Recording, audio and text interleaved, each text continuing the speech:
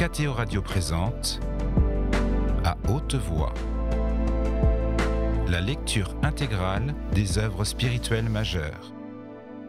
Aujourd'hui, Le Maître de la Terre de Robert Hugh Benson.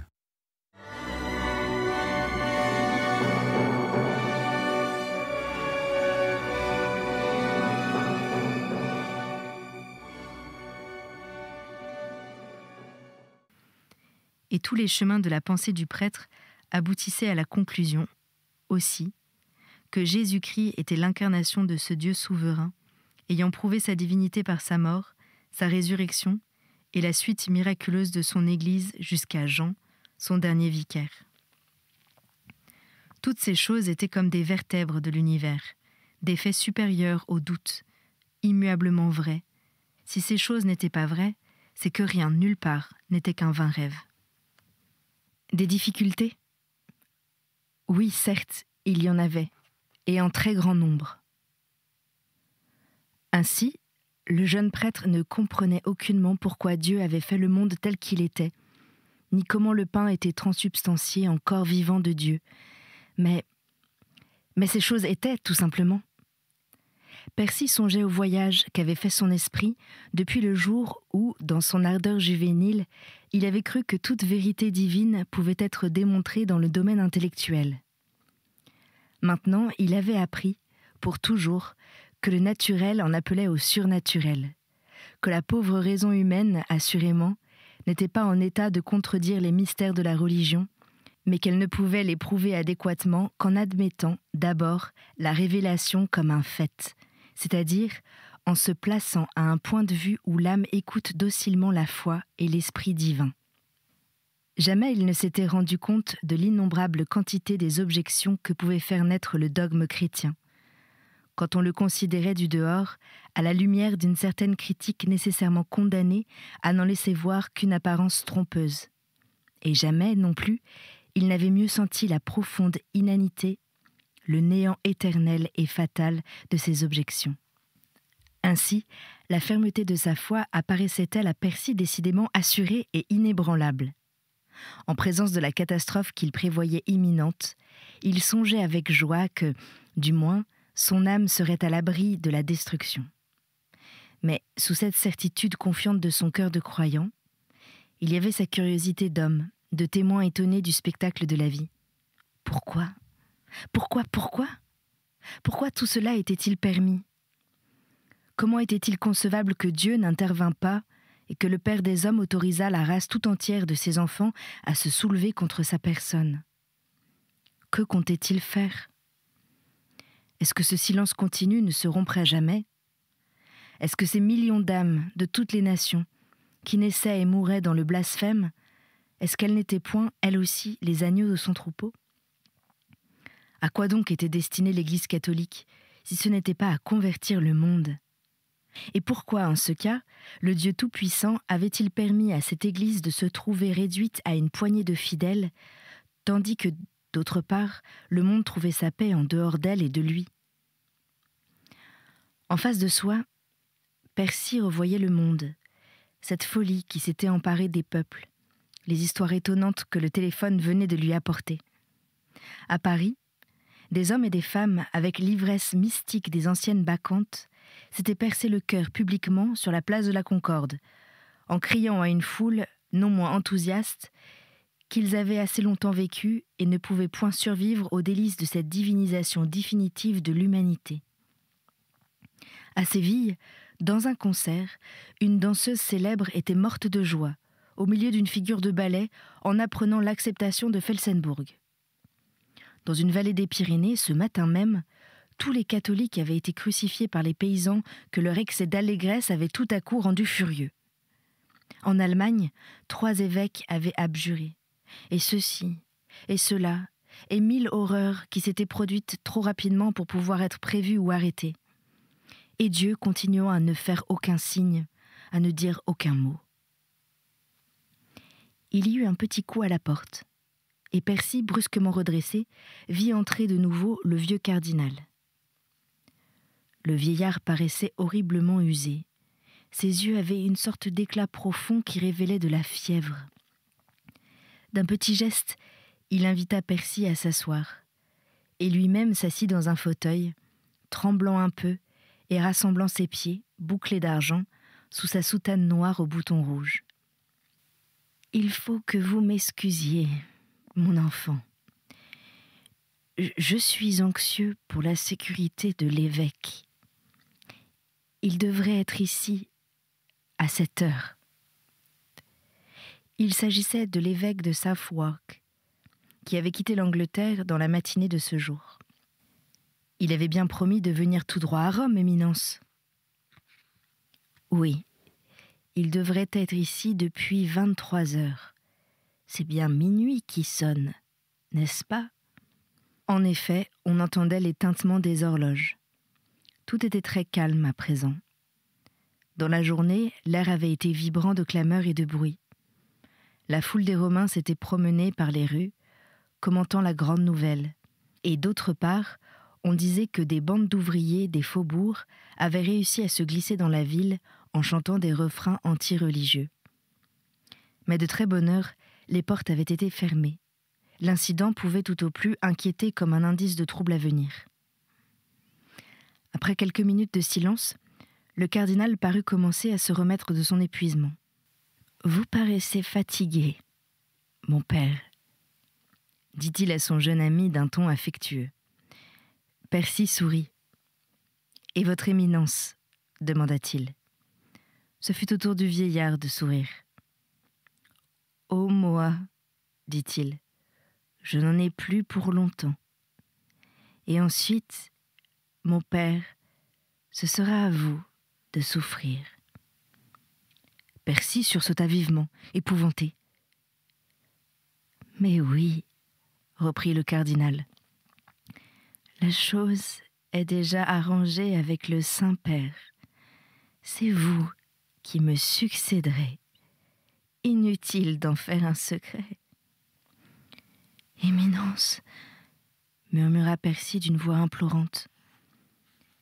Mais le vieillard l'arrêta, d'un geste de sa maigre main ridée. « Oh, je comprends ce qu'il en est, » dit-il doucement. « Vous préfériez mourir, n'est-ce pas, et rester en paix?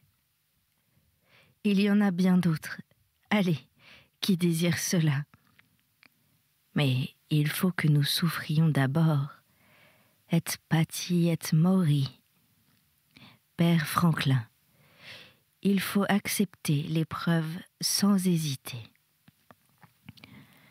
Une fois de plus, un long silence suivit.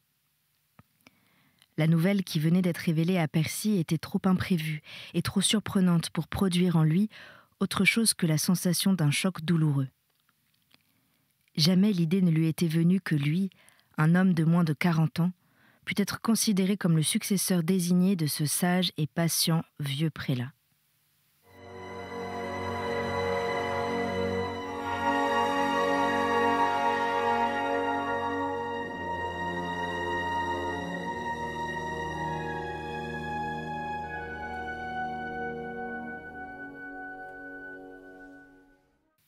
Et quant à l'honneur de la chose, Percy, maintenant, était bien au-dessus de toute ambition personnelle.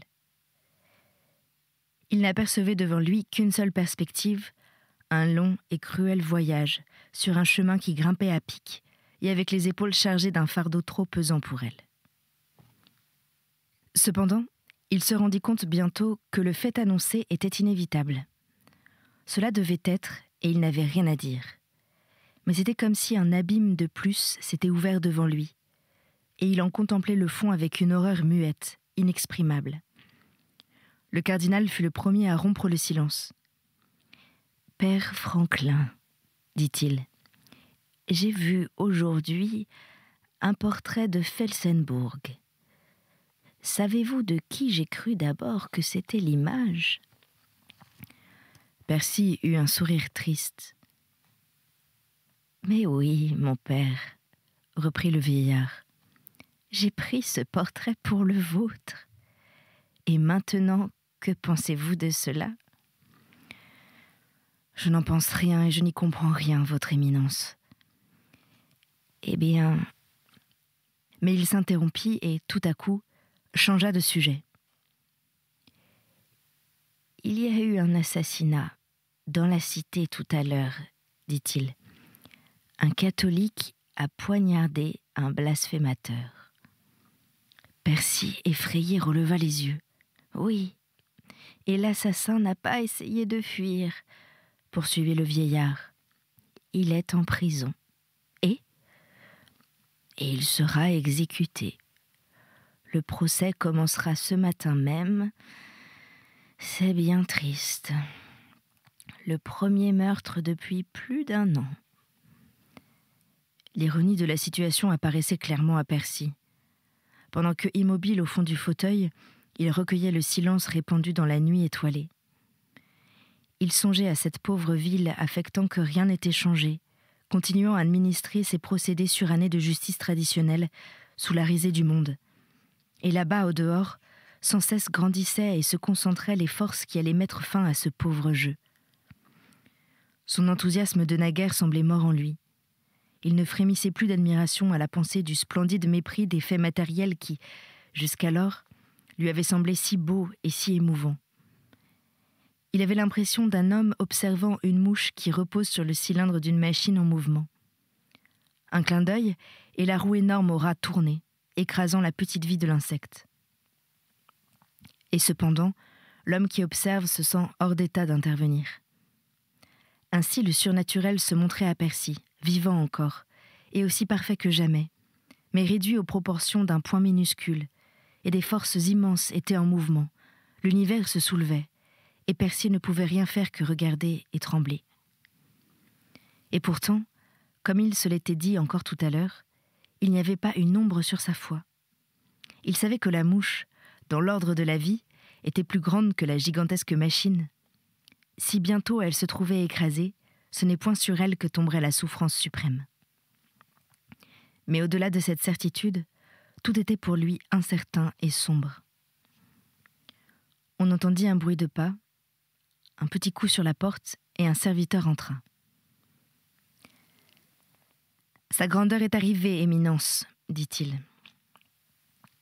Le cardinal se releva péniblement en s'appuyant à la table. Sur le point de sortir de la chambre, il s'arrêta, parut se rappeler quelque chose et chercha dans sa poche. « Regardez ceci, mon père, » dit-il en tendant au prêtre un petit disque d'argent. « Non, pas maintenant. Attendez que je sois parti. » Percy referma la porte et revint s'asseoir pour examiner le petit objet rond. C'était une pièce de monnaie, toute fraîchement frappée. Sur une des faces était l'emblème maçonnique habituel, avec les mots « 1 franc » gravés au centre, en langue espéranto. Et sur l'autre face se voyait le profil d'un homme avec cette inscription « Julien Felsenburgh, président de l'Europe ». À 10 heures, le matin suivant, les cardinaux furent convoqués dans les appartements du pape, qui avait à leur faire une allocution. Percy, de sa place parmi les consulteurs, voyait entrer les cardinaux et autres prélats, hommes de nation, de tempérament et d'âge divers. Les latins gesticulant, découvrant des dents brillantes.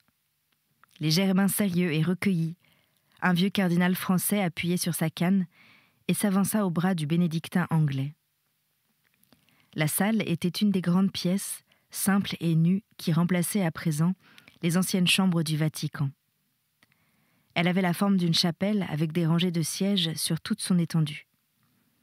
Près de l'autel, sous un dais, s'élevait le trône pontifical. Percy n'avait aucune idée de ce qui allait être dit. Comment s'attendre à des déclarations précises et définies en présence d'une situation encore aussi incertaine ? Tout ce que l'on savait, jusqu'à cette heure, c'était la confirmation de la nouvelle d'une présidence de l'Europe, confirmation suffisamment établie déjà par la petite pièce d'argent.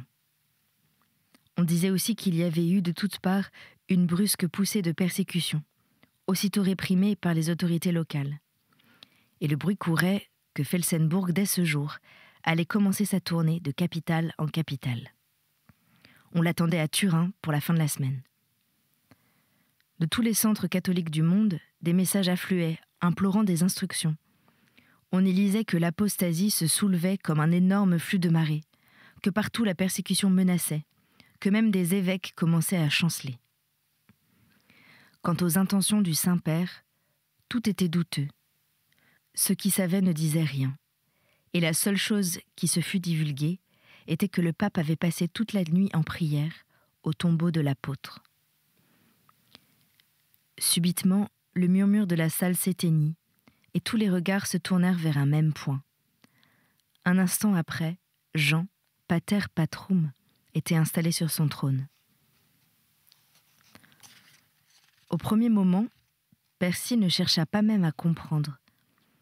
Il considérait comme une peinture, dans la grande lumière poussiéreuse qui venait des hautes fenêtres, les lignes écarlates se dessinant des deux côtés et se continuant jusqu'à l'énorme baldaquin écarlate où se trouvait assise la figure blanche. Certes, ces méridionaux avaient la notion du pouvoir effectif de la mise en scène. Tous les accessoires étaient somptueux, imposants. L'élévation des murs, les couleurs des robes, les chaînes et les croix, et cet aboutissement des couleurs et des ors à une petite forme blanche, comme si la gloire terrestre s'épuisait et se déclarait impuissante à dire le suprême secret. L'écarlate et la pourpre et l'or, cela convenait à ceux qui se tenaient sur les degrés du trône, cela leur était nécessaire. Mais quant à celui qui était assis sur le trône, il n'avait pas besoin de ce luxe mortel. Et cependant, quelle expression merveilleuse apparaissait dans ce beau visage ovale, ce port impérieux de la tête, ce doux éclat des yeux, ces lèvres nettement découpées qui promettaient une parole vigoureuse. On n'entendait pas un bruit dans la salle, pas un souffle, ni un mouvement. Et au dehors même, on aurait dit que le monde se taisait, pour permettre au surnaturel d'exposer, en paix, sa défense, avant de proclamer bruyamment la condamnation. Mais Percy fit un violent effort pour concentrer son attention et, les poings serrés, il écouta. « Or, puisqu'il en est ainsi, mes fils en Jésus-Christ, c'est à nous de répondre. Comme nous l'enseigne le docteur des gentils, nous ne luttons point contre la chair et le sang, mais contre les principautés et les puissances, contre l'esprit du mal dans les hauts lieux. Et c'est pourquoi, nous dit encore l'apôtre, armez-vous de l'armure de Dieu. Et de cette armure, il nous en explique l'espèce, la ceinture de la vérité, le bouclier de la justice, les souliers de la paix, l'écusson de la foi, le casque du salut et le glaive de l'esprit. Voilà donc avec quelles armes la parole de Dieu nous ordonne de combattre, mais non pas avec une épée, car, en vérité, le royaume de Dieu n'est pas de ce monde. C'est pour vous rappeler les principes de cette lutte que nous vous avons rassemblés en notre présence. » La voix s'arrêta. Il y eut un mouvement général, le long des sièges, comme un unanime soupir après un effort trop tendu. Puis la voix reprit, sur un ton un peu plus élevé.